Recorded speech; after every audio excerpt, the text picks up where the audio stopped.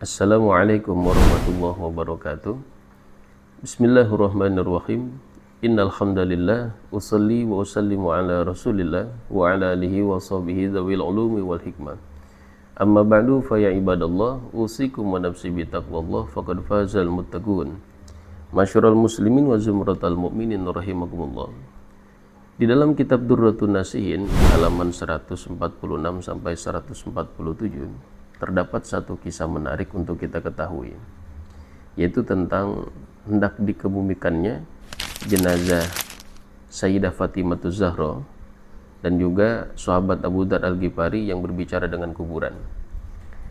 Di sini dijelaskan wa hukiya anna Fatimah Zahra bintan Nabi sallallahu alaihi wasallam lamma matat hamala janazataha arba'atu nafarin.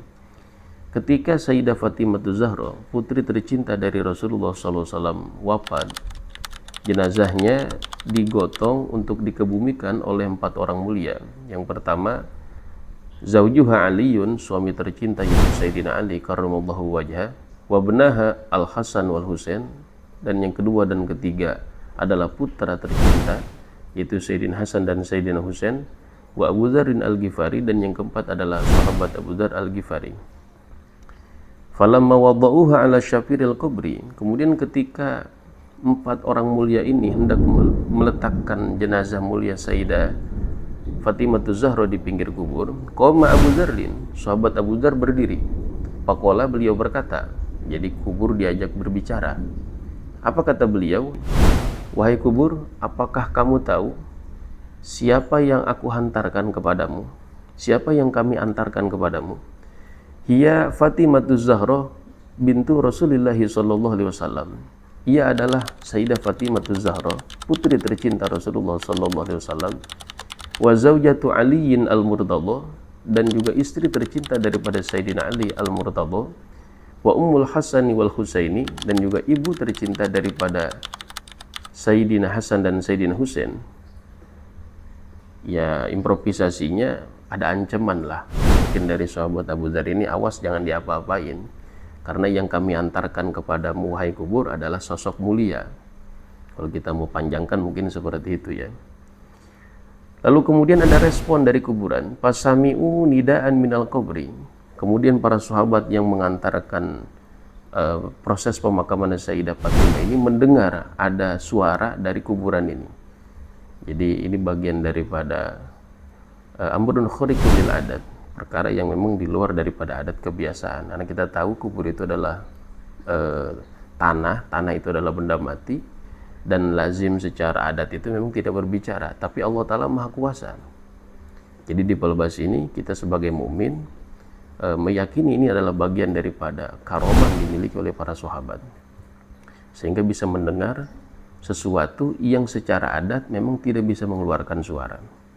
Lanjut, yaqulu, kubur ini berkata, ma ana maudiu hasabin wa nasabin.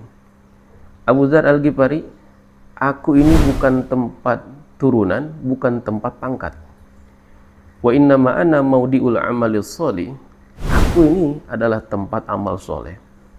Jadi tidak ngurus mau dia pangkatnya apa ketika di dunia, atau mau dia turunan siapa ketika di dunia. Kalau memang tidak mempunyai amal soleh, maka tidak akan selamat dariku, kata kubur. Karenanya pala yanju minni illa man katsura khairuhu, tidak akan selamat dari siksaanku, kata kubur, kecuali orang yang banyak kebaikannya, wasalima qalbuhu, dan selamat hatinya daripada penyakit-penyakit hati, sifat-sifat buruk yang bersemayam di dalam hati kita sebagai manusia, dan wa khalasu amaluhu, orang yang ikhlas di dalam beramalnya. Jadi 3 poin ini menjadi dasar seseorang bisa selamat daripada siksa kubur. Kita tahu kubur itu adalah miniatur akhirat, karena kubur ini adalah alam barzah, alam di mana transisi antara dunia sebelum ke akhirat. Kita berada di alam barzah. Ketika ajal kita tiba, meninggal dunia, lalu kemudian memasuki fase di mana disitulah alam barzah. Nah, alam barzah ini hanya 2 kategorinya. Entah menjadi raudhah min riyadil jannah, taman daripada taman surga, au hufrah min hufarin niran, atau menjadi kedukan daripada kedukan neraka.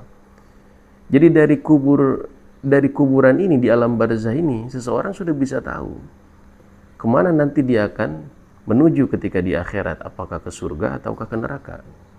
Nah kemudian kubur menjelaskan kepada kita semua dalam kisah ini, mengatakan bahwasanya yang selamat dari siksaan kubur adalah orang yang mempunyai 3 kriteria ini. Yang pertama, katsura khairuhu, kebaikannya banyak. Sesuai dengan ayat Al-Quran, faman thaqulat mawazinuhu fahuwa fi 'ishatir radiyah.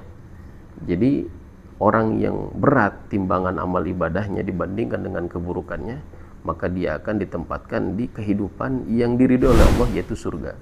Fi 'ishatir radiyah, kehidupan yang diridhoi oleh Allah adalah kehidupan nanti orang-orang mukmin yang masuk surga, yaitu di surganya Allah. Nah, jadi kubur ini pun miniatur daripada akhirat sebagai alam barzah transisi. Orang yang kebaikannya lebih dominan daripada keburukannya, ini nanti akan selamat. Lalu wasalima qalbuhu, hatinya selamat, yang menjadi pengikat kebaikan itu tidak luntur, kebaikan itu tidak terhapus. Sebab bila mana punya kebaikan yang banyak, tapi kemudian mempunyai sifat-sifat yang buruk, seperti hasud, takabur, riya, dan juga sifat-sifat buruk lainnya, maka akan mengikis, bahkan menghapus secara total amal kebaikan yang kita lakukan.